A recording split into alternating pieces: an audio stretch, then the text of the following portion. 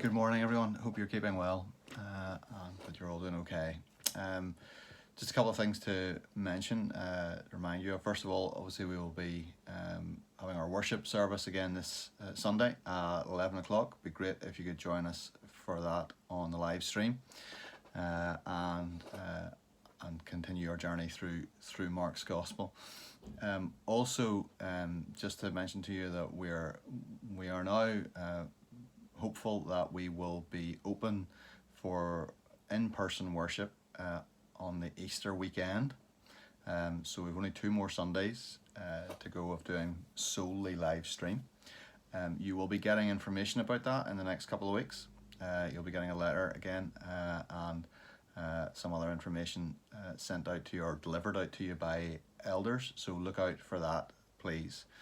We do hope to have a Good Friday, a short Good Friday service of reflection. It won't be communion this year, but it will be a sort of short reflective Good Friday service at 7:30 on the 2nd of April, Good Friday evening.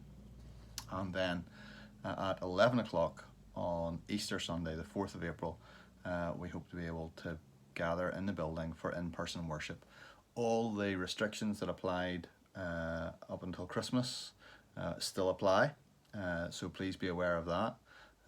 But we are hoping to be able to do that on Easter Sunday, and we will also be live streaming at the same time. So if you're not wanting to come out, then you can still access the live stream. Also, just to remind you, Storehouse collection is happening Saturday the 27th, so not tomorrow, but next Saturday week.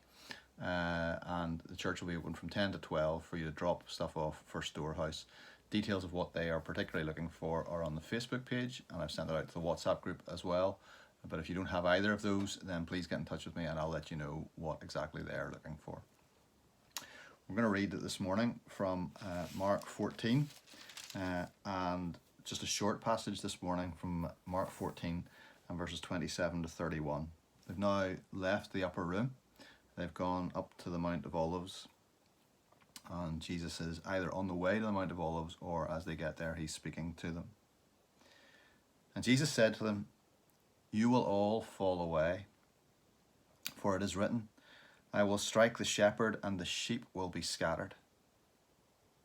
But after I am raised up, I will go out before you to Galilee." Peter said to him, "Even though they all fall away, I will not."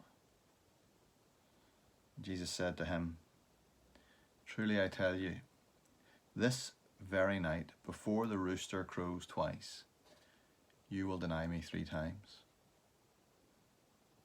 But he said emphatically, "If I must die with you, I will not deny you."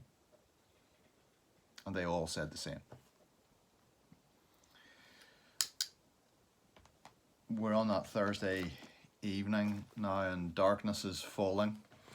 And things are getting ominous. The things are beginning to close in on Jesus and on the disciples. And Jesus makes a dark prediction from the prophecy of Zechariah that they will all desert him. They will all abandon him at the crucial moment. And Peter's stung by this. He can't believe what he's hearing from Jesus. "I'll never desert you." I can't speak for the rest of this lot, but I will never desert you. I'm there to the end. I'm there even to death, Jesus. We know the story, of course. We know how the story goes. We know what happens next. And Peter's tragic overconfidence is there on display for all of us to see. That utter confidence in his own ability to hang in there, to be tough, to be strong, to be loyal. And it all falls apart in a matter of hours. And he's so stung and he's so determined to defend himself, justify himself, or whatever, that he has missed something vital in what Jesus has said. He's missed the promise in verse 28 After I am raised up, I will go before you to Galilee. Because what he's missed there is the reality that whatever happens in the next few hours, the abandonment, the desertion, the denial, whatever takes place, they are not the end for the disciples or for Peter. There is more to come beyond that terrible desertion, that terrible denial. And we need to learn a couple of lessons from this. First of all, we need to learn that everyone can fall. Everyone can fail.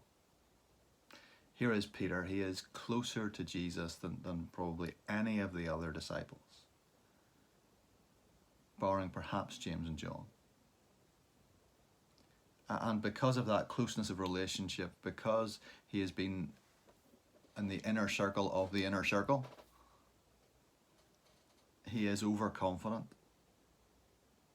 He is proud of his own position, perhaps, and of his own abilities. This is still a follow-on, if you like, from all the arguments about who's the greatest. Peter is still thinking in those terms, thinking, no, I'll never do it. I'm the leader of this band. I'm gonna be there to the end, Jesus. He's proud of his own ability, proud of his own faithfulness.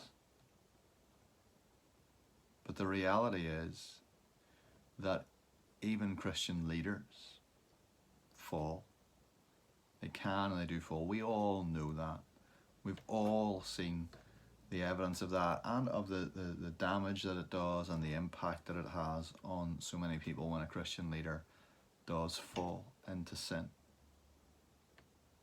Because the reality is that whether you're in leadership or not, Christians are all still sinful. We are all still liable to be tempted and to fall. We're all still liable to wander off the path from time to time.